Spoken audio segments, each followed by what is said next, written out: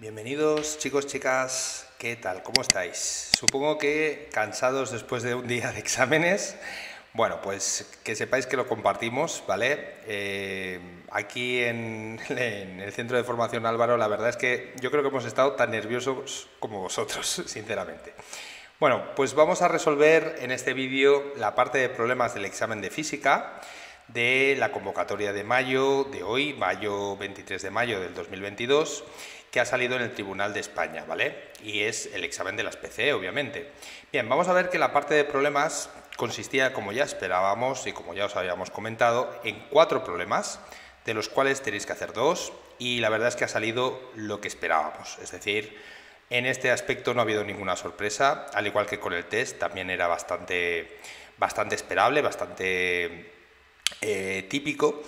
Y los problemas pues también, ¿no? Había un problema de campo gravitatorio, que es este que tenemos aquí, y luego había un problema de inducción magnética, de campo electromagnético, otro problema de ondas y otro problema de física del siglo XX, que como se esperaba también ha sido de efecto fotoeléctrico.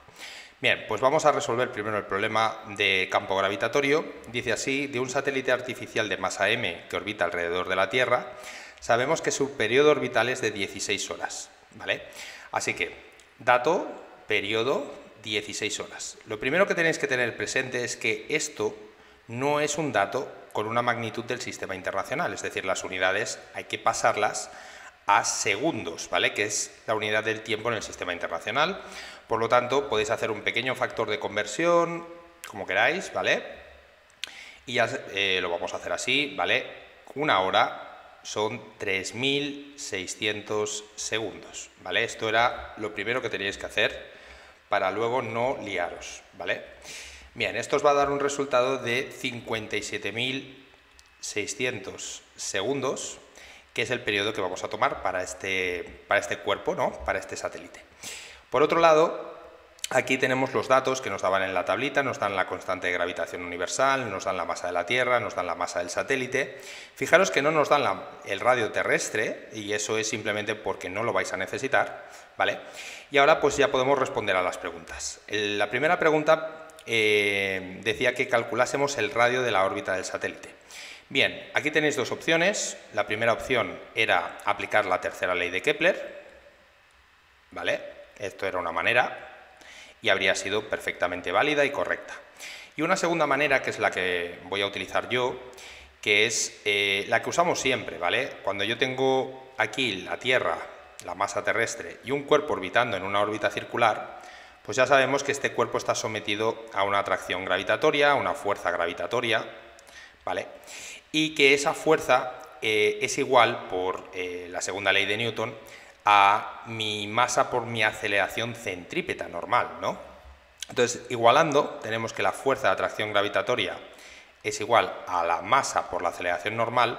Ya sabéis que la fuerza de atracción gravitatoria la estamos cogiendo en módulo, por lo tanto esto sería G, la masa de la Tierra, la masa del satélite, dividido entre el radio orbital al cuadrado. Y esto lo podéis igualar con la masa por la aceleración normal. Aquí, ¿qué expresión nos interesa de la aceleración normal? Pues ya sabéis que tenemos dos, v al cuadrado partido por el radio o omega al cuadrado por el radio. ¿Cuál relaciona con el periodo? Pues justamente es la omega, ¿vale? Recordad que la omega se puede escribir como 2pi partido por el periodo, con lo cual esta es la que me interesaba utilizar en este caso. Pues bien, esto sería omega al cuadrado por r, y esta es la formulita que va a relacionar, y de hecho es la fórmula a partir de la cual podemos deducir la tercera ley de Kepler, como ya hemos visto en clase, ¿vale? Bueno, pues primera cosa que podemos hacer, la masa del satélite se puede simplificar, y como nos piden el radio, pues fijaros que yo voy a despejar el radio. Primero vamos a despejar el radio al cubo, sería pasar este radio al cuadrado dividiendo al otro lado, y nos quedaría G, la masa de la Tierra, y dividiríamos por omega al cuadrado, ¿vale? Que ya podéis poner omega al cuadrado, o si queréis vamos a hacer un pasito más y vamos a poner a que es igual esto, pues sería igual a G por la masa de la Tierra partido por 2pi al cuadrado partido por el periodo al cuadrado, que el periodo al cuadrado pues obviamente podría ponerse en el numerador, ¿vale? Esto sería el radio al cubo y ya por fin pues tendríamos la expresión del radio como la raíz cúbica, ¿vale? Raíz cúbica de G, masa de la Tierra, periodo orbital, ¿vale? Al cuadrado, y todo dividido entre 4pi al cuadrado. Este 4 obviamente viene de el 2 al cuadrado. Bueno, pues aquí tenéis una expresión que el que tenga buena memoria y se acuerde, fantástico, pero es recomendable siempre al menos mencionar de dónde salen las expresiones que estáis utilizando. Si vosotros conocéis esta expresión y sabéis de dónde viene, pues explicarla, deducirla o al menos mencionar la segunda ley de Newton y la fuerza de atracción gravitatoria, y si aplicabais la tercera ley de Kepler, pues mencionar la tercera ley de Kepler, simplemente. Bien, ya tenemos esto y ahora pues es simplemente, una vez tenemos despejado el valor, pues vamos a sustituir nuestros datos, ¿no? Lo metéis en la calculadora y ya estaría, ¿no? 6,67 por 10 elevado a menos 11. Siempre fijaros si los datos que nos dan están en el sistema internacional. Aquí todo estaba en el sistema internacional. La masa de la Tierra cogeríamos 5,98 por 10 elevado a 24. Y multiplicaríamos por el periodo que nos habíamos obtenido en segundos, que son 57.600, perdón, al cuadrado. Todo esto lo tenemos que dividir entre 4 por pi al cuadrado. Bien, pues vamos a hacer esta operación. Sería 57.600 al cuadrado, ¿vale? Vamos a hacerlo bien, no vaya a ser que nos equivoquemos. 5,98 por 10 elevado a 24 por 6,67 por 10 a la 11 menos, entre 4, entre pi al cuadrado, y le sacáis la raíz cúbica. Bien, el resultado, pues hombre, es recomendable dejarlo en forma de notación científica, ¿vale? Esto ya, pues como vosotros queráis, ¿vale? Pero bueno, es muy recomendable. Y nos quedaría un radio, que lo voy a poner aquí porque lo vamos a usar luego, mejor lo ponemos aquí, ¿vale? Bien, que nos daba concretamente 32,24, yo creo que con 2 decimales ya tenéis suficiente, por 10 elevado a 6 metros. Recordad que en el sistema internacional esto tiene que expresarse en metros, no os dejéis nunca las unidades porque eso obviamente descuenta puntos, y esto era el resultado del apartado A, ¿vale? Bien, pues ya tenemos el apartado A resuelto, voy a borrar y vamos a hacer el apartado B. El apartado B nos comentan, ¿no? Nos piden calcularnos cuál es la energía potencial gravitatoria y la energía cinética del satélite, obviamente en dicha órbita, ¿no? En órbita. Vamos a ponerlo para que quede claro. Es decir, ese satélite se encuentra dando vueltas y nosotros queremos saber cuál es su energía potencial y su energía cinética. Bien, la energía potencial, ¿cómo se calcula? Pues con la expresión de siempre, ¿no? Menos G, masa de la Tierra, masa del cuerpo que está orbitando, que en este caso es el satélite, y tenemos que dividir, y ojito que es muy fácil equivocarse, aquí el radio orbital. No hay que elevarlo al cuadrado, ¿vale? Simplemente sería el radio.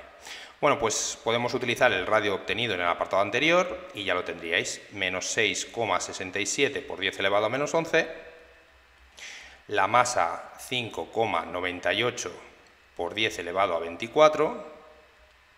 Y la masa del satélite, que también nos daban en los datos, eran 50 kilogramos. Fijaros que todo está en el sistema internacional y ya podíamos dividir todo esto entre el radio orbital, que eran 32,24 por 10 elevado a 6 metros, ¿vale? Bueno, pues si hacemos esta operación con la calculadora, esto os da 6,67 por 10 a la 11 menos, por 5,98 por 10 a la 24 y por 50.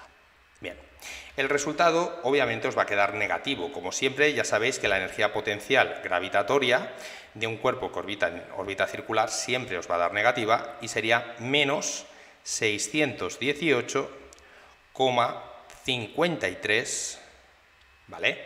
Por 10 elevado a 6 julios. Muy importante que pongáis las unidades, julios, ¿vale? Y ya tendríamos la energía potencial. Para calcularse la energía cinética, pues tenemos dos maneras. Una, obviamente, sería aplicar que esto es un medio de la masa por la velocidad al cuadrado, y la velocidad al cuadrado es la velocidad en órbita al cuadrado, ¿vale? Y ya sabéis que eso lo podemos relacionar, igual que hemos hecho en el apartado anterior, a través de la expresión de la fuerza de atracción gravitatoria. Es decir, en módulo esto es G por la masa del planeta, que es la Tierra, por la masa del cuerpo partido por el radio al cuadrado, radio orbital, y esto es igual a la masa del cuerpo por la aceleración normal. Pero aquí sí que me interesa utilizar v al cuadrado partido por r, ¿vale? Con lo cual, uno de estos radios se nos va con esta masa se me simplifica y de aquí es de donde sale la expresión que ya conocéis de la velocidad de una órbita circular, ¿vale? La velocidad orbital va a ser g por masa de la Tierra dividido entre r. ¿Vale? Y esta es la que podíais utilizar sin necesidad de haceros más cálculos. Fijaros que ahora ya puedo sustituir en la expresión de la energía cinética y me va a quedar un medio de G, masa de la Tierra, masa del cuerpo, y todo esto quedaría dividido entre R. Bueno, pues si os fijáis, como ya hemos visto en clase, esto no es más que menos un medio de la energía potencial. Es decir, la energía cinética y la energía potencial en una órbita circular están relacionadas, con lo cual si sabéis una, fácilmente podéis calcularos la otra. No hace falta que hicieseis todos estos cálculos ni toda esta demostración matemática. Si vosotros sabéis esto, lo podéis aplicar. Si lo justificáis, mejor que mejor, ¿vale? Y esto que he hecho yo, pues lo hemos hecho muchas veces en clase. Pues bien, esto es lo que yo voy a utilizar ya definitivamente para calcularme el valor de la energía cinética.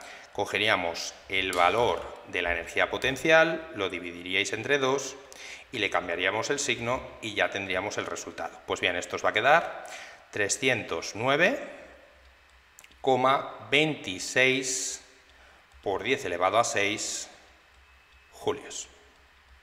Muy bien. Como no nos pedían la energía mecánica, pues no nos la calculamos, pero si queréis la podríamos calcular también fácilmente, ¿vale? Recordad que la energía mecánica sería la suma de la energía potencial más la energía cinética y que esto a su vez, pues utilizando estas relaciones que hemos visto, se puede escribir de dos maneras. Una fácilmente sería energía potencial más menos un medio de la energía potencial. ¿Qué quiere decir esto? Pues que nos va a quedar justamente un medio de la energía potencial, ¿vale? Así que esto es una expresión que se puede utilizar sin ningún problema, siempre, eso sí, que se trate de una órbita circular. Muy bien. Bueno, pues ya teníamos aquí el resultado. Voy a apuntar lo que nos ha quedado, sobre todo, pues, por ejemplo, la energía cinética, porque seguramente la necesitemos para el próximo apartado. 309,26 por 10 elevado a 6 julios, y la energía potencial pues nos había quedado menos 618,53 por 10 elevado a 6 julios. Estupendo, pues ya podemos borrar esto y hacer el tercer apartado. Bien, tercer apartado que yo creo que es idéntico, si no me equivoco, al que salió el año pasado, ¿vale? Y que tenéis resuelto en vídeo. De hecho, tanto en la convocatoria de junio como la de septiembre, si no recuerdo mal, salió un problema muy similar a este. Vale, nos dice, ¿cuánta energía debemos o deberíamos suministrar al satélite para que desde su órbita pudiera escapar de la atracción gravitatoria de la Tierra? Bueno, pues nos están diciendo que queremos enviarlo al infinito. Ya sabéis que como mínimo, tenemos que darle una energía que sea capaz de que la energía mecánica final sea igual a 0. ¿Vale? Este es el objetivo. Y para eso tenemos que suministrar una energía. Esa variación de energía siempre se calculará como la energía final menos la energía mecánica inicial, ¿vale? Y la energía mecánica inicial la tenemos calculada porque lo hemos hecho en el apartado anterior, con lo cual, pues en este caso, la energía que teníamos que suministrar sería la final, que obviamente es 0, menos la energía mecánica inicial, que como hemos visto, pues una manera de expresarla era menos perdón, 1/2 de la energía potencial, ¿vale? También se podría escribir como menos la energía cinética, ¿vale? También sería correcto. En cualquier caso, pues utilizando una u otra expresión, ya veis que sustituyendo los datos anteriores nos iba a quedar un valor de 309,26 por 10 elevado a 6 julios. Esa es exactamente la energía que deberíamos suministrarle para que deje de estar o escape de la atracción gravitatoria de la Tierra. Bueno, pues ya veis que era un ejercicio muy parecido al de, como ya os decía, la convocatoria del 2021, y que yo creo que más o menos todo el mundo, al menos todo el mundo que está con nosotros, lo sabía resolver perfectamente. Venga, vamos con el problema 2, problema de, ya os digo, campo electromagnético, ¿no? Y nos decían, parecía un enunciado así como muy complejo, pero si os lo miráis bien, la verdad es que era bastante asequible. Dice, se tienen dos hilos conductores paralelos, rectos e indefinidos, per figura. Están orientados verticalmente paralelos al eje de las Is. Perfecto. Por el hilo situado en x igual a 0, circula una corriente I en sentido ascendente, sentido positivo del eje Y. O sea, teníais el dibujo y teníais aquí las aclaraciones pertinentes, ¿vale? Y por el hilo situado en x igual a L, circula una corriente 2I, también en sentido ascendente. Se pide. Dividimos el espacio en tres regiones. Una región, x más pequeño que 0, es decir, para entendernos, toda esta zona de aquí sería una, región 1. Otra sería entre 0 y L, como veis esto sería justamente entre los dos hilos. Esta sería la segunda región. Y otra región para x más grande que L, que sería esta tercera región. Esto es lo que quería decir, ¿vale? Ahora me dicen, para cada una de estas regiones indique si los campos magnéticos que producen los dos hilos tienen sentidos iguales u opuestos. Bueno, pues esto es conocer un poquito la regla de la mano derecha, ¿vale? Y cuál es el campo creado por un hilo indefinido. No tiene mucho más. De hecho, no hacía falta ni conocer la expresión, simplemente la regla de la mano derecha ya os permitía deducir esto.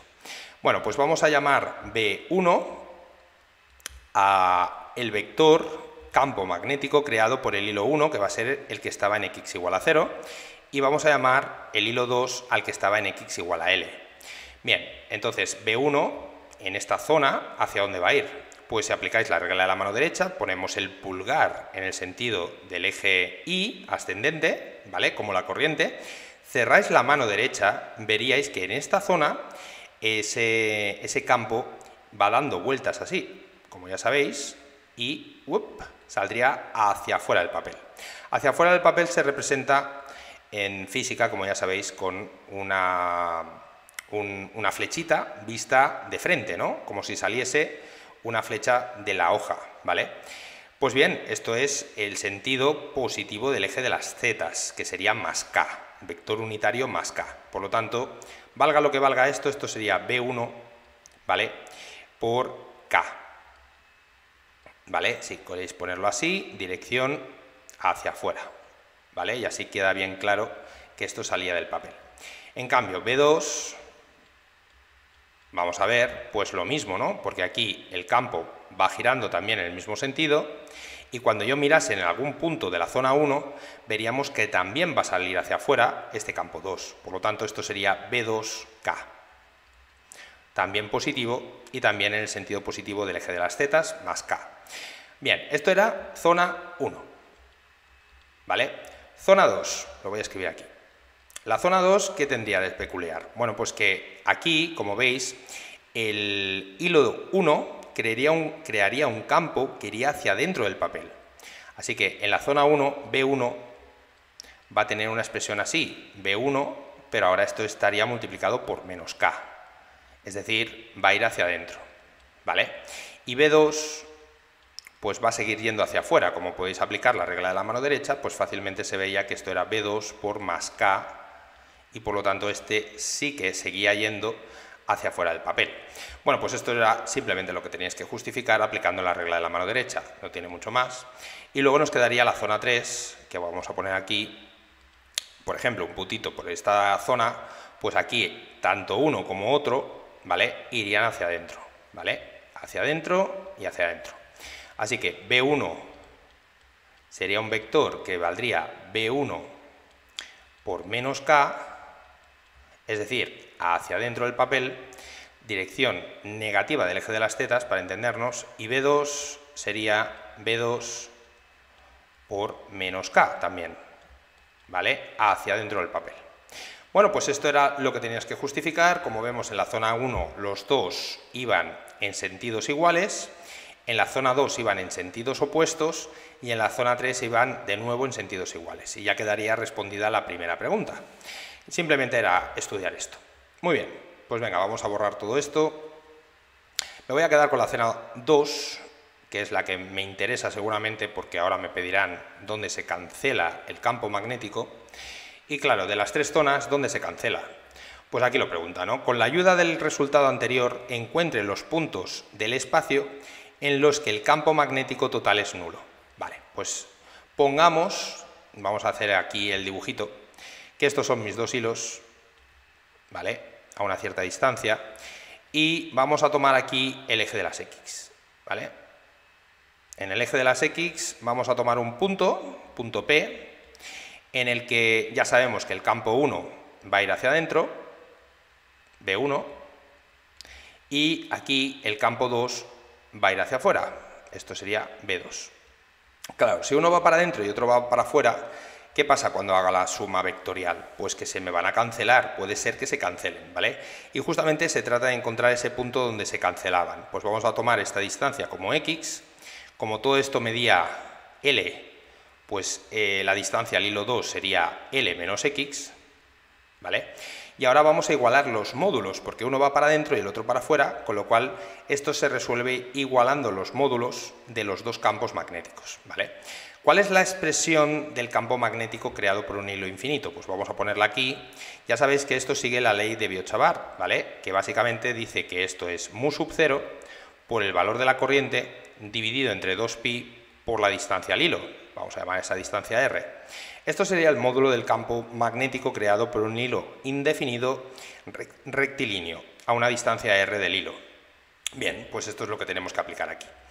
Muy bien, pues ya podemos borrar esto y igualar los campos, como os comentaba. Así que tendríamos que B1, esto es lo que vamos a aplicar, módulo de B1 es igual a módulo de B2 para que se cancele el campo total en el punto P, ¿vale? Bueno, pues B1 que sería mu sub 0 por la corriente I partido por 2pi por la distancia, y la distancia es X, ¿vale? Por otro lado, tenemos que igualar esto a B2, que sería mu sub 0 por la corriente, pero ojo que la corriente es 2I dividido entre 2pi por la distancia, que ahora va a ser L menos X, ¿vale? Bueno, pues aquí obviamente de esta expresión, fijaros que no estoy utilizando el valor de la corriente, ni el valor de la L, ni nada, simplemente es cuestión de trabajar un poco de la forma física tradicional, ¿no? Que es relacionar cosas y despejar, ¿vale? Así que ahora se nos planteaba una ecuación facilita, en la que, bueno, pues voy a borrar esto también, ¿vale? Para que no nos quepa aquí. Fijaros que esto sería, pasando esto al otro lado, me queda L menos X, y pasando esta X al otro lado multiplicando es igual a 2X. Con lo cual me quedaba que 3X es igual a L, y de aquí despejabais que la X era L partido por 3. Si queréis un valor numérico, como la L nos dice que vale 12 centímetros, pues esto serían 12 centímetros entre 3, pues bien, estos son 4 centímetros, ¿no? Lo podéis dejar en centímetros, si queréis dejarlo en metros, pues nada, esto sería 4 por 10 elevado a menos 2 metros, ¿vale? Pero bueno, yo creo que aquí os dejarían dejar las cosas en centímetros porque los datos estaban en centímetros y tiene más sentido, ¿vale? Pero bueno, en cualquier caso, esa sería la distancia del hilo 1 a la cual el campo magnético se anularía. Así que, con la ayuda del resultado anterior, encontrar los puntos del espacio. Esto es muy importante, no nos piden un punto, nos piden los puntos. Y fijaros que los puntos son todos los puntos. Entonces, si aquí está ese punto que yo he encontrado, que está a una distancia L tercios de aquí, ¿vale? Realmente los puntos serían toda esta recta, ¿vale? Toda la recta paralela a los hilos, ¿vale? De ecuación, si queréis poner la ecuación de la recta, bueno, pues la ecuación de la recta, vamos a llamar esa recta R, un poco como en matemáticas, ¿no? Bueno, pues esa recta R tendría unas ecuaciones, ¿vale? Unas ecuaciones que podéis expresar como ecuaciones paramétricas, que no pasa nada, que esto es matemáticas, pero en física también sirven las mates, ¿vale? Bueno, pues la X, fijaros que sería 4 centímetros, estaría fijado a este valor, ¿vale? La Y podría tomar cualquier valor, ¿vale? Y sería lambda, si queréis, centímetros. Y la Z, pues como estamos en el plano XY, la Z tiene que ser igual a 0, ¿vale? Es decir, lo que no podemos decir es que esto se salía fuera del plano, porque en ese caso ya nos estaríamos sobre el eje, sobre el plano XY, y por lo tanto esto ya no sería cierto. Así que esta era la solución era la ecuación de una recta. Toda esta recta son todos los puntos donde el campo magnético valdría 0. Bien, con esto ya tendríamos el apartado B resuelto. Vamos con el último apartado. Voy a borrar todo esto, que creo que ya no nos va a hacer falta, ¿vale? Y vamos a calcularnos el apartado C. Dice, considera una carga puntual Q que está justamente en X igual a L medios, es decir, entre medias de los dos hilos. Se está desplazando en sentido ascendente con una velocidad de módulo V0, ¿vale? Para arriba. Calcule la fuerza magnética total sobre la carga indicando dirección y sentido. Bueno, pues una cosa que podéis aplicar, obviamente aquí había que aplicar la fuerza de Lorentz. La fuerza de Lorentz, ¿por qué? Pues porque es la fuerza magnética que actúa sobre una carga que se mueve dentro de un campo, ¿vale? Sería la carga por el producto vectorial del vector velocidad por el vector campo. El vector campo en el punto ¿dónde? En el punto central, ¿vale? En el punto, vamos a llamar este punto, pues no sé, este era el punto O, pues vamos a llamarlo el punto C, de centro, ¿vale? Punto C. Bien, ¿cuánto vale el campo en el punto C? Pues eso es lo primero que deberíamos calcular, ¿no? Pues esto va a ser el campo 1 en el punto C más el campo 2 en el punto C, que obviamente no vale 0, ¿vale? Entonces, esto lo podemos hacer aquí arriba, B1C va a ser, ya lo pongo vectorialmente, sería mu sub 0 por el valor de la corriente dividido entre 2pi por la distancia del hilo 1, que sería L partido por 2, ¿vale? Y esto tiene el vector, como ya hemos visto antes, que va hacia adentro del papel, por lo tanto esto era menos K, y estos son teslas, ¿vale? Obviamente. Bien, pues vamos a poner lo que vale esto. Mu sub 0 lo tenéis aquí en los datos, es 4pi por 10 a la menos 7, todo está en el sistema internacional, así que esto es 4pi por 10 elevado a menos 7. El valor de la corriente I eran 5 amperios por 5, y teníamos que dividir entre 2pi por L, que son 12 centímetros partido por 2, es decir, 6 centímetros. 6 por 10 elevado a menos 2 metros. Acordaros que hay que expresar todo esto en metros. Y esto por el vector menos K. Bueno, pues simplificando esto, fijaros que esto os va a quedar algo así como que el 4pi con el 2pi se me va, me queda un 2, 2 por 5 es 10, 10 entre 6 son 5 tercios, ¿vale?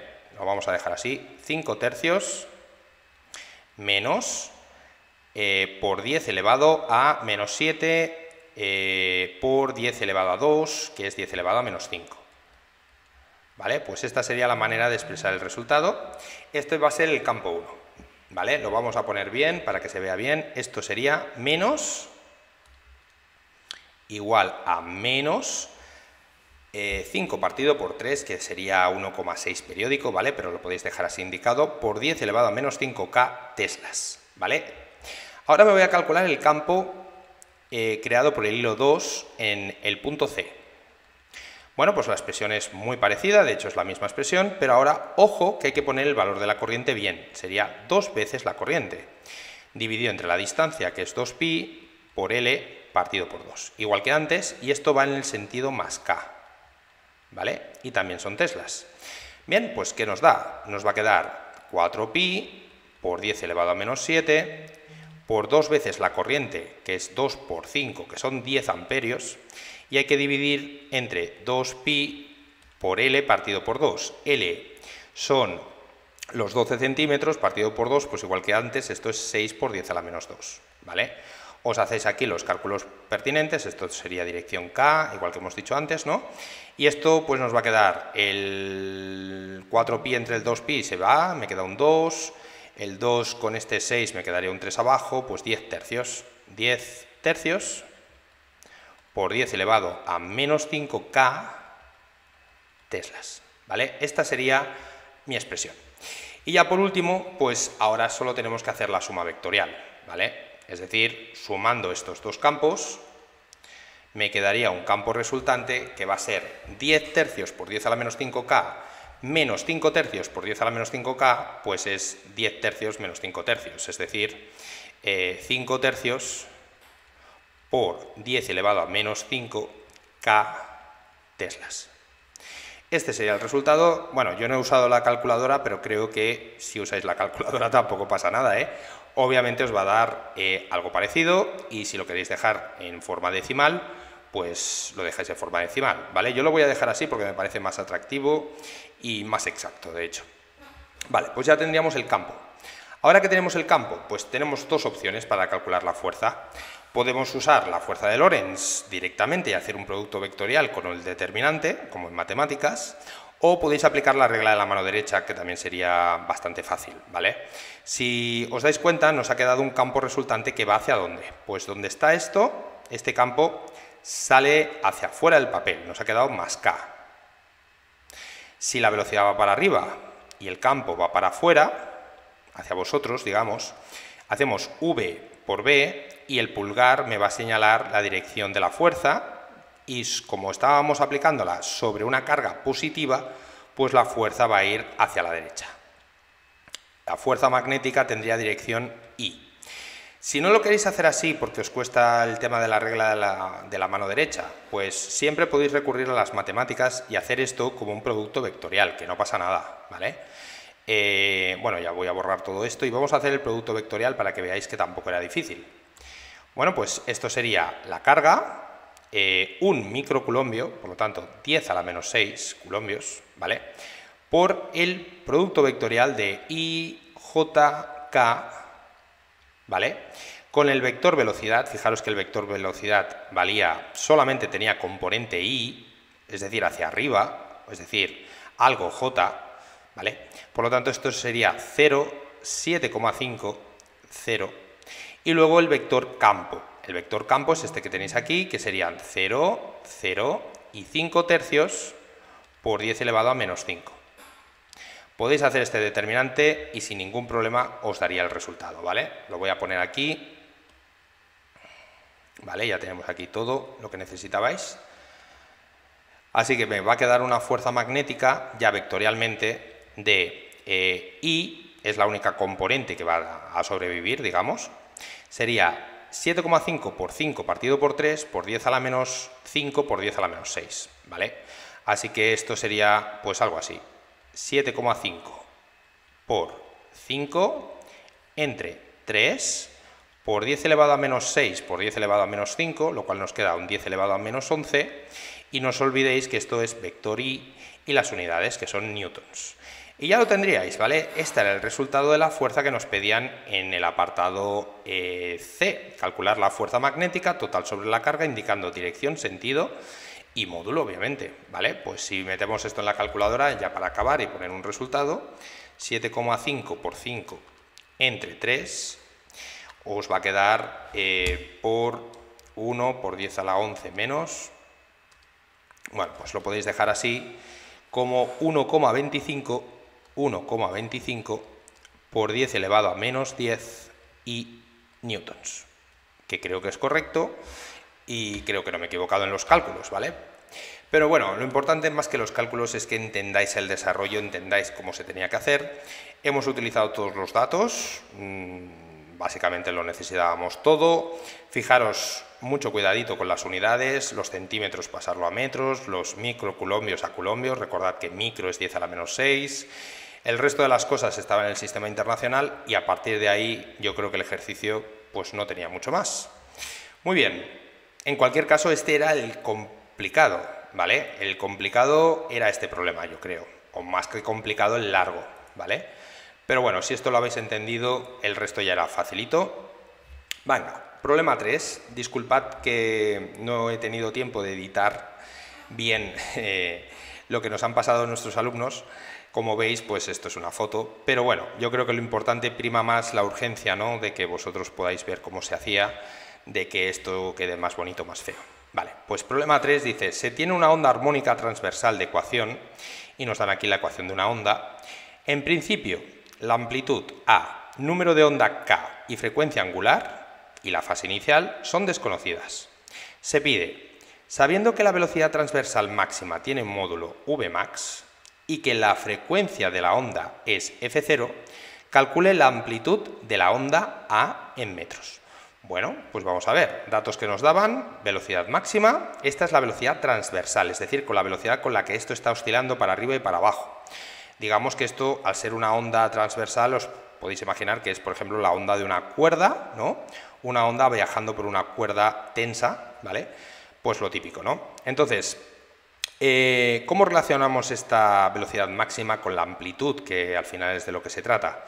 Pues derivando. Básicamente la velocidad transversal, yo siempre le llamo v sub i, no es más que la derivada de la elongación respecto al tiempo. Como aquí tenemos la expresión de la i, pues hay que derivar, ¿vale? Pero mucho ojo cuando derivéis, porque hay que aplicar la regla de la cadena, así que esto sería la amplitud por la derivada del seno, dejo un espacio aquí, que es el coseno de k por x menos omega t más la fase inicial, y hay que multiplicar por la derivada de lo que hay dentro del coseno respecto al tiempo, que sería menos omega. Por lo tanto, aquí venía un menos y un omega multiplicando. Y esta sería la expresión de mi velocidad, que la voy a apuntar aquí, ¿vale? Porque me da que la vamos a usar, ¿vale? Menos a omega coseno de k por x menos omega t más la fase inicial. Bien, aquí no nos decían hacia dónde se propagaba esto, pero creo que ya lo sabéis, si la k es positiva y la omega es negativa, ¿no? Si el signo cambia, esto se propagaba hacia la derecha, hacia el sentido positivo del eje de las x, más x. Pero bueno, esto no lo pedían, así que no hace falta que lo hagáis, pero en cualquier caso, por si acaso en otro problema parecido os preguntasen algo así, pues que lo tengáis presente, ¿vale? Ahora, ¿cuál sería el valor máximo de esta velocidad? Pues, hombre, si esto es algo por un coseno, ya sabemos que el valor más grande del coseno es 1 menos 1. Y como me dicen que el resultado es el módulo, pues me daba igual, directamente la velocidad máxima va a ser a por omega, ¿vale? Esto es el módulo y el valor máximo del módulo de esta expresión de la velocidad. Muy bien, ahora yo necesito saber la amplitud, que es lo que nos piden. Pues bien, la amplitud sería, despejando de aquí, la velocidad máxima dividido entre la omega. La velocidad máxima la sabéis. ¿Y la omega qué es? Pues 2pi por la frecuencia. Y como la frecuencia también nos la daban, pues ya teníamos la expresión. Sería la velocidad máxima entre 2pi por f sub 0. Bueno, pues ya lo teníais todo. Así que vamos a hacer este cálculo. Sería velocidad, bueno, pues aquí lo tenéis, era un valor de 2,5, ¿vale? Lo voy a poner para que quede claro de dónde lo saco, 2,5 metros por segundo, entre 2pi y la frecuencia, que era este 0,796, que tiene pinta de estar relacionado con pi de alguna manera, pero bueno. Bueno, pues si os hacéis ese cálculo ya sacaríamos la amplitud como, a ver, ¿cuánto da esto? Entre 0,796. Bien, a mí esto me ha dado 0,4998, así que prácticamente, aproximadamente, esto era de 0,5 metros, ¿vale? Y ya está, ¿vale? También podíais haberos calculado la omega por separado, la voy a calcular por si la necesitásemos, ¿vale? 2pi por la frecuencia, para que veáis cuánto daba esto. Pues bien, 2 por pi por este valor de 0,796 daba aproximadamente 5, ¿vale? Esto es una aproximación porque daba 5,0014, pero bueno, yo creo que aquí querían que cogieseis este resultado, radianes partido por segundo, como valor de la omega. Bueno, pues ya tenemos la amplitud, ya nos hemos calculado la omega por si acaso, y habríamos contestado al primer apartado, que nos pedían la amplitud en metros. Muy bien. Ahora, B. Sabiendo además que la velocidad de propagación de la onda es v son 4 metros por segundo, calcule el número de onda en metros a la menos 1. Bien, pues venga, vamos a hacer esto. Ya podemos borrar esto de aquí, que ya lo hemos usado. He dejado esto, que creo que es lo importante, ¿vale? Y vamos a ver cómo podemos encontrar el valor de K. Bueno, pues ya sabéis que la velocidad de propagación, yo a veces la llamo V sub P, también la podéis llamar velocidad de grupo, velocidad de fase, son todos sinónimos, ¿vale? Se puede escribir como la longitud de onda partido por el periodo, se puede escribir como la longitud de onda por la frecuencia y, por supuesto, se puede escribir como omega partido por K. Pues bien, voy a utilizar esta, ¿vale? Que la K es la omega entre la velocidad de propagación. Así que aquí teníamos una omega de 5 radianes por segundo, teníamos una velocidad de propagación de 4 metros por segundo, y como podéis comprobar, pues esto nos va a quedar una K de 1,25, pero bueno, vamos a asegurarnos que no lo diga mal, 1,25, y esto se puede escribir como radianes partido por metro, ¿vale? Pero ya sabéis que los radianes realmente no es una unidad, entonces en física esto son metros a la menos 1, que sería exactamente lo mismo. Si ponéis radianes partido por metro tampoco os lo van a poner mal, pero como aquí decía expresamente en metros a la menos 1, pues este sería el resultado en metros a la menos 1. Muy bien. Y por último, C, el apartado C. Dice, sabiendo además que en el instante t igual a 0, en el punto x igual a 0, tiene una elongación de a partido por 2, ¿vale? Es decir, que i de 0, 0 vale a medios, y que su velocidad transversal es positiva, es decir, la elongación está aumentando, calcule la fase inicial en radianes. Bueno, pues este es el típico ejercicio de deducir la fase a partir de dos pistas que nos dan. La primera es la elongación en el instante inicial y en el punto inicial, es decir, i evaluado en 0, 0 vale a partido por 2, ¿vale? Bien, esto si sustituimos aquí la expresión, vamos a poner la expresión de la elongación sustituyendo en ese punto, pues sería la amplitud por el seno, y fijaros que esto va a ser K por 0 menos omega por 0 más la fase inicial, así que esto es la fase inicial. ¿Vale? De aquí sacamos una condición, y es que el seno de la fase inicial tenía que darnos 1/2, ¿vale? Bien, por otro lado, tenemos otra condición, y es que la velocidad en ese instante y en ese punto tiene que ser positiva, es decir, nos dicen que la velocidad, aquí lo dice, la velocidad transversal es positiva, es decir, la elongación está aumentando. Vale, ¿cuál es esta expresión de la velocidad en 0, 0? Pues eso lo tenemos del apartado anterior, ¿veis? Del apartado A habíamos expresado la velocidad de esta manera, pues ahora vamos a utilizar este resultado para poner menos a por omega por el coseno de 0 menos 0 más la fase inicial, o sea, coseno de la fase inicial. Pues bien, la única manera de que se cumplan estas dos condiciones simultáneamente, es decir, que el seno de la fase sea un medio, ya puedo borrar todo esto, ¿vale? Que el seno de la fase sea un medio y que esta expresión de la velocidad me dé positivo, que es lo que yo quiero, ¿cuál sería? Bueno, pues vosotros tenéis que recordar que el seno de un ángulo tiene que ver con este círculo, ¿vale? Está relacionado con este círculo. En este circulito, cuando el ángulo es de 30 grados o es de 150 grados, es decir, aquí o aquí, y esto en radianes, es importante ponerlo en radianes, serían pi sextos o 5 pi sextos. Pues bien, el seno es esta distancia, ¿veis? Esto que os estoy marcando más fuerte, esto es el seno y esto es el seno, y aquí el seno es de 0,5. Lo podéis hacer con la calculadora, eso sí, la calculadora, por favor, en radianes, porque si no, no os va a salir nada bien, ¿vale? Radianes, estamos trabajando con funciones trigonométricas y siempre en radianes, las funciones trigonométricas cuando se trate de funciones. Bien, bueno, pues como podéis ver, había dos posibles resultados. Dices, bueno, pero es que yo hago la calculadora y hago el arcoseno de un medio y me da solamente pi sextos. Ya, pero es que la calculadora no tiene ni idea de geometría. La calculadora no sabe dónde estáis ni lo que estáis haciendo.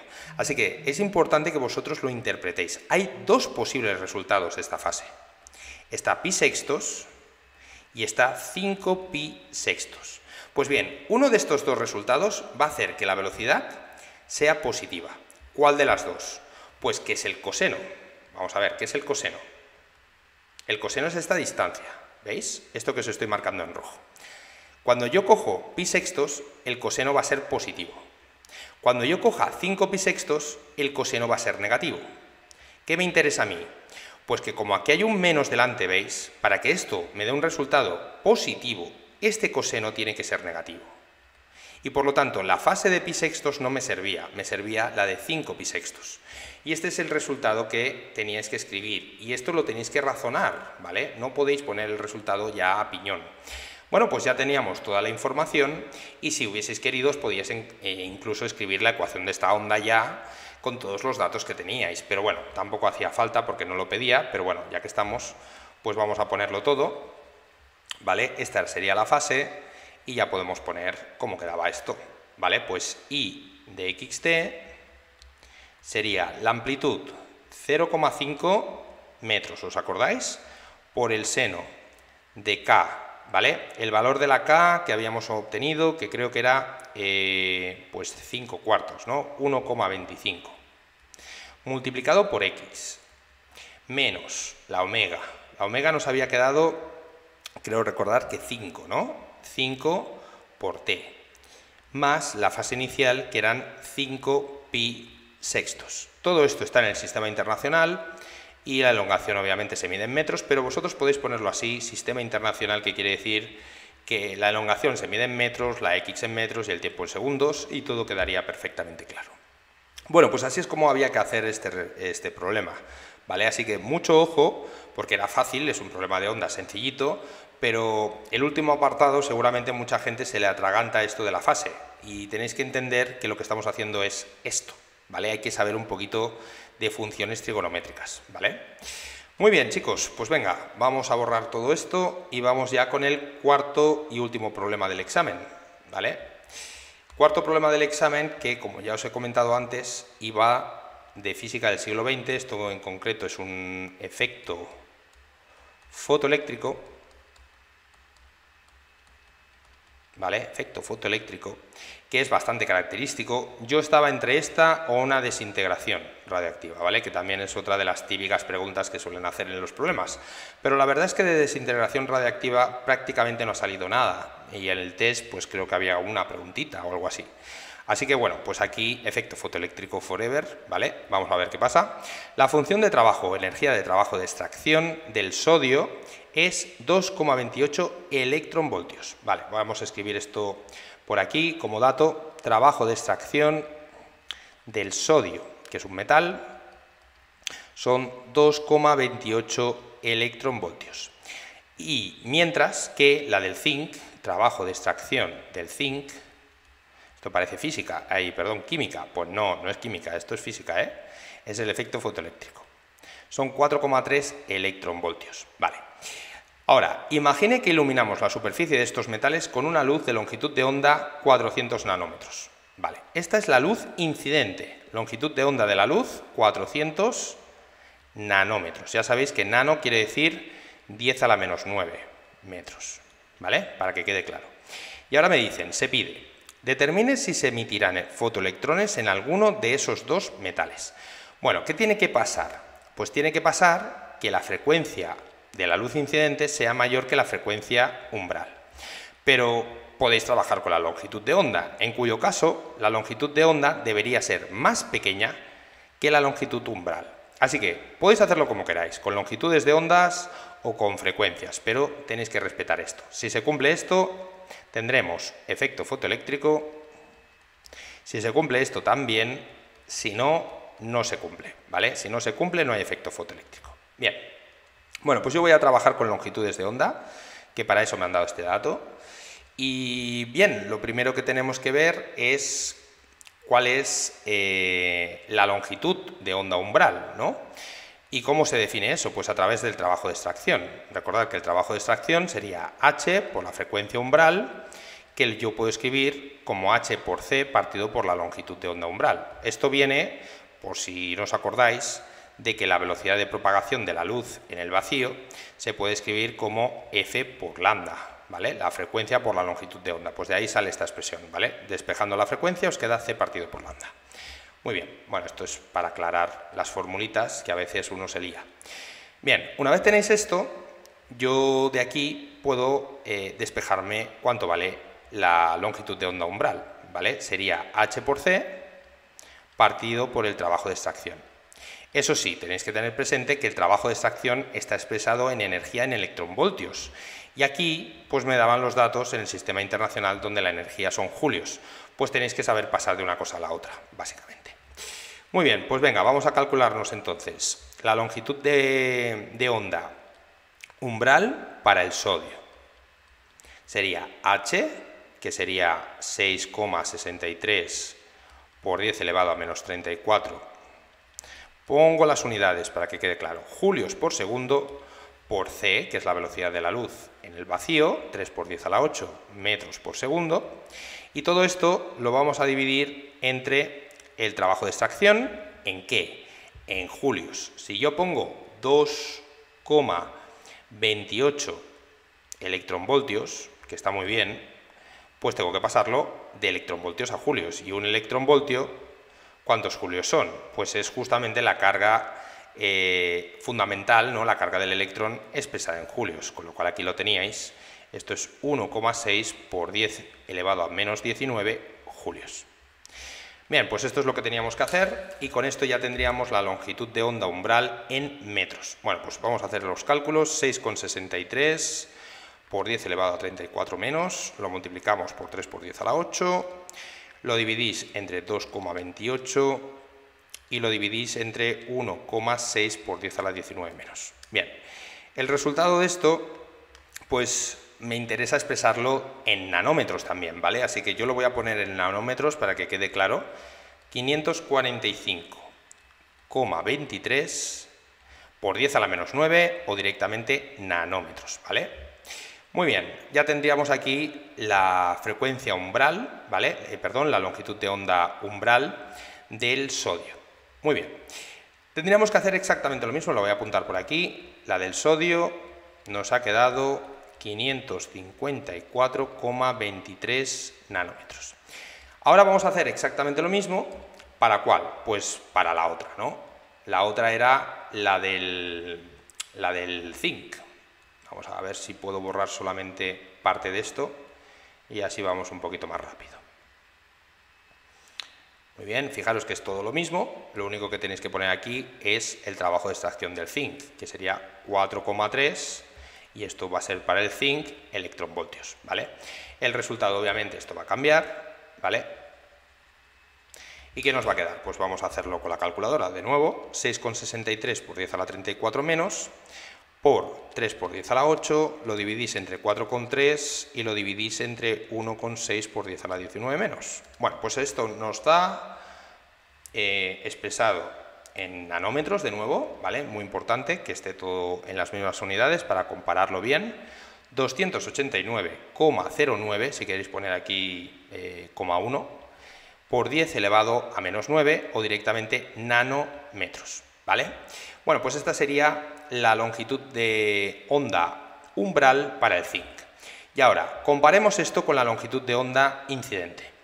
Bueno, pues como hemos dicho, cuando la longitud de onda incidente es más pequeña que la umbral, vamos a tener efecto fotoeléctrico. Así que, ¿podemos tener efecto fotoeléctrico en este caso? En el caso del zinc, la verdad es que con el zinc no se puede, porque esta longitud incidente era más grande que la longitud de onda umbral del zinc. Dicho de otra manera, si nos hubiésemos calculado la frecuencia, esta frecuencia sería más pequeña que la frecuencia umbral. No tendríamos suficiente energía como para arrancar electrones del zinc. Eso es lo que quiere decir. Así que el zinc no había efecto fotoeléctrico. Por otro lado, pues sí se producía el efecto fotoeléctrico en el sodio. ¿Por qué? Pues porque la longitud de onda de la luz incidente, que eran 400 nanómetros, sí que era más pequeña que la del zinc. que la del sodio. Esto eran 400 nanómetros, fijaros, esto es más pequeño que 545,23 nanómetros de la longitud de onda umbral del sodio. Por lo tanto, aquí sí vamos a tener efecto fotoeléctrico, ¿vale? Sí que vamos a poder arrancar electrones del metal. Muy bien, pues esto es lo que teníais que argumentar en el primer apartado y lo argumentamos simplemente a través de las formulitas del efecto fotoeléctrico, ¿vale? No tenía mucho más. Bien, vamos a borrar esto. Lo que sea, pues, relevante aquí, por ejemplo, pues todo esto yo creo que nos lo podemos cargar ya. Muy bien. Bueno, pues ya hemos visto que en el caso del sodio sí que había efecto fotoeléctrico y ahora a ver qué nos piden. Apartado B. En el caso de que alguno de estos metales emita fotoelectrones, o los dos, calcule su potencial de frenado en voltios. Vale, el potencial de frenado, recordad que se cumple esta relación, que el potencial de frenado por la carga de los electrones, por la carga fundamental, es igual a la energía cinética máxima con la que salen disparados los electrones. Y esa energía cinética máxima que pueden adquirir los electrones, los fotoelectrones, no es más que la energía incidente, la energía de los fotones incidentes, menos el trabajo de extracción, ¿vale? Por lo tanto, solo teníamos que aplicar esto. Pero bien, fijaros en una cosa, como a mí el trabajo de extracción me lo daban en electronvoltios, yo, para que lo veáis que se puede hacer, y la verdad es que es cómodo, voy a trabajar todo en electronvoltios. Es decir, me voy a trabajar, o me voy a calcular, cuál es la energía de los fotones incidentes en electronvoltios. Ya veréis que es muy fácil. Bueno, pues esa energía incidente es H por F, que es H por C partido por lambda. Por lo tanto, la energía sería la constante de Planck, 6,63 por 10 elevado a menos 34, por C, que es 3 por 10 elevado a 8, y ahora dividiríamos entre los 400 nanómetros. Mucha gente se confunde con las lambdas, no sabe muy bien qué lambda usar. Esta es la lambda de los fotones incidentes. Las otras lambdas que nos hemos calculado, lambda 0, está relacionado con el metal y no varía, ¿vale? No varía por el hecho de iluminar el metal con una longitud de onda u otra. Así que estos serían 400 por 10 elevado a menos 9 y ya de aquí, chicos, pues ya lo tendríamos en qué unidades, julios, ¿vale? Estos serían julios. 6,63 por 10 a la 34 menos, por 3 por 10 a la 8 y entre 400 por 10 a la 9 menos. Bueno, pues esto, el resultado que me va a dar en julios, os lo voy a poner, 4,9725 por 10 elevado a menos 9 julios. Yo no lo quiero en julios, lo quiero en electronvoltios. Por lo tanto, para pasar esto a electronvoltios, hay que dividir por 1,6 por 10 a la menos 19. Estos serían, pues este valor, a la menos 9, perdón, menos 19, esto lo he puesto mal, 19 julios, y tenemos que dividir entre 1,6 por 10 elevado a menos 19 julios, que equivale a un electronvoltio, ¿vale? Bueno, pues si dividís esto entre 1,6 por 10 a la 19 menos, os va a dar un resultado de 3, y poniendo los mismos decimales que teníamos, pues estos serían 3,11 electronvoltios. Yo creo que con 2 decimales, puesto que el resultado o el enunciado nos lo daban también con 2, yo creo que sería suficiente, ¿vale? Muy bien, así que, como podéis comprobar, esta energía incidente era superior al trabajo de extracción solamente en el caso del sodio, no era superior a los 4,3 electronvoltios del zinc. Es otra manera de darse cuenta de que no podíamos arrancarlos, ¿vale? Otra manera. Bueno, pues ahora ¿qué vamos a hacer? Pues con este resultado, fijaros que el potencial de frenado sería esta diferencia, es decir, 3,11 electronvoltios menos 2,28 electronvoltios, que es el trabajo de extracción, y esto, ¿entre qué lo tenéis que dividir ahora? Entre la carga de un electrón, que es la carga fundamental. Pues este E, fijaros que se me va, así que esto ya va a estar en voltios, y esa es la gracia de hacerlo de esta manera, ¿vale? Pues bien, si hacéis estos cálculos os va a quedar aproximadamente 0,83 voltios. 0,83 voltios era el potencial de frenado en este caso. Muy bien, y ya solo nos queda responder a una pregunta, que era la C, calcular la velocidad a la que son emitidos los fotoelectrones, o en caso, en metros por segundo, puede suponer esta velocidad como mucho menor que la velocidad de la luz y por tanto ignorar efectos relativistas. Es decir, no tenemos que considerar aquí el factor de Lorentz ni nada por el estilo, estamos trabajando con velocidades mucho más pequeñas que la de la luz. Bueno, pues podéis trabajar directamente con este resultado si queréis, ¿vale? Es decir, podemos calcularnos a partir de aquí, con este potencial de frenado que ya tenemos, ¿vale? La energía cinética máxima. ¿Vale? La energía cinética máxima serían los 0,83 electronvoltios, ¿vale? Que es lo que nos había quedado, pasado de nuevo a julios, porque aquí sí que tengo que trabajar forzosamente en el sistema internacional, así que un electronvoltio, pues de nuevo hay que multiplicarlo por 1,6, por 10 a la menos 19 julios, y bueno, pues ya veis que hay que trabajar, a veces conviene más usarlo con unas unidades, a veces con otras, pero en cualquier caso vosotros tenéis que ser capaces de pasar de unas unidades a otras sin ningún problema. Bueno, pues esto nos va a quedar un resultado de 1,328 por 10 elevado a menos 19 julios. Esta sería la energía cinética máxima, y ahora ya puedo borrar todo esto y poner a qué es igual esto. Bueno, pues la energía cinética máxima va a ser un medio de la masa de los electrones, masa en reposo obviamente, porque no tenemos en cuenta efectos relativistas, masa del electrón, por la velocidad máxima que pueden adquirir los electrones al cuadrado. Como aquí me interesa la velocidad de los electrones máxima, pues voy a despejar, y esto sería el 2 pasa multiplicando, 2 energía cinética máxima, partido por la masa del electrón y la raíz cuadrada, ¿no? Y si no me he equivocado, pues esto tiene que estar bien.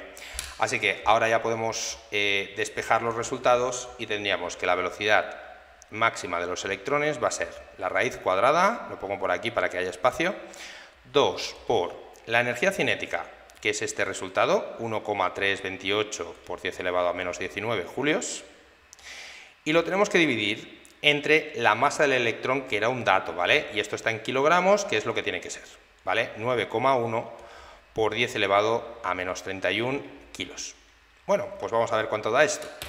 Esto por 2 lo dividís entre 9,1 por 10 a la 31 menos, y no os olvidéis de sacarle la raíz cuadrada, ¿vale? Y luego ya pues lo podéis expresar en notación científica como vosotros queráis. Bueno, pues esto en notación científica os va a dar aproximadamente 5,4 por 10 elevado a 5 metros por segundo. Si no me he equivocado, dejadme que lo compruebe.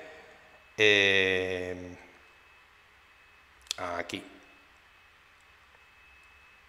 Sí, es correcto, ¿vale? 5,4 por 10 a la 5 metros partido por segundo de velocidad máxima que pueden adquirir estos fotoelectrones, obviamente en el caso del sodio, ¿vale? Porque en el caso del zinc ya hemos visto que no se producía efecto fotoeléctrico. Bueno, y ya para acabar, si queréis verificar que esta velocidad es mucho más pequeña que la velocidad de la luz en el vacío, pues estaba, digamos, hipótesis de que podíamos ignorar los efectos relativistas, que es lo que ponía aquí, pues efectivamente era cierta. Muy bien, pues esto era todo respecto a esta parte de desarrollo de los problemas. Como veis, pues de los 4 problemas, fácilmente 2 los podéis sacar sin ningún problema, ¿vale? Y nada, espero que os haya entendido todo. Y bueno, estaros atentos a lo que vendrá en breve de más problemas, más exámenes resueltos, y espero que os haya ayudado mucho, ¿vale? Muchas gracias por todo y nos vemos en el próximo vídeo.